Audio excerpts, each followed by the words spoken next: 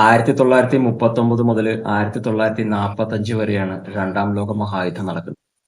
ഈ രണ്ടാം ലോക മഹായുദ്ധ കാലത്ത് ഏതാണ്ട് 70 മുതൽ 85 മില്യൺ ആളുകൾ വരെ മരിച്ചിട്ടുണ്ടെന്നാണ് കണക്ക് പറയുന്നത്. ഇത് 1945-ലാണ് രണ്ടാം ലോക മഹായുദ്ധം തീരുന്നത്. അതേ വർഷം തന്നെയാണ് നാസി ജർമ്മനിയിലെ പ്രധാനപ്പെട്ട രാഷ്ട്രീയക്കാരെയും മിലിറ്ററിക്കാരെയും പിന്നെ ബിസിനസ്സുകാരെയൊക്കെ വിചാരണ ചെയ്യാനായിട്ട് ന്യൂറംബർഗിൽ, അതായത് നാസി ജർമ്മനിയിലെ ന്യൂറംബർഗിൽ ന്യൂറംബർഗ് വിചാരണ അല്ലെങ്കിൽ ന്യൂറംബർഗ് ട്രയൽസ് തുടങ്ങുന്നത്. ഒരു വർഷമാണ് ഈ ട്രയൽ നീണ്ടു നിന്നത്. ഇതിൽ പ്രധാനപ്പെട്ട 24 പേരെയാണ് വിചാരണ ചെയ്തത്.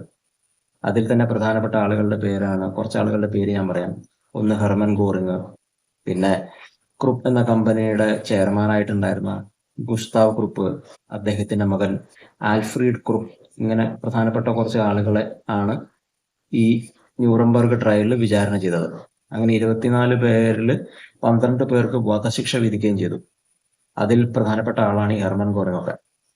ഇതിനെപ്പറ്റി ഡീറ്റെയിൽ ആയിട്ടൊരു സിനിമ വന്നിട്ടുണ്ട്, ആമസോൺ പ്രൈമിൽ നിങ്ങൾക്ക് കാണാവുന്നതാണ്. ആ സിനിമയുടെ പേര് ന്യൂറംബർഗ് എന്നാണ്. അതിൽ അഭിനയിച്ചിരിക്കുന്നത് നമ്മുടെ ഗ്ലാഡിയേറ്റർ മൂവിയിലെ റസൽ ക്രോവ് ആണ് ഹെർമൻ ഗോറിങ് ആയിട്ട് ഈ സിനിമയിൽ അഭിനയിച്ചിരിക്കുന്നത്. അപ്പോൾ ഇതിനെ പറ്റിയിട്ട് നിങ്ങൾക്ക് ഡീറ്റെയിൽ ആയിട്ടൊരു വീഡിയോ വേണമെന്ന് ആഗ്രഹമുണ്ടെങ്കിൽ താഴെ കമന്റ് ചെയ്യുക.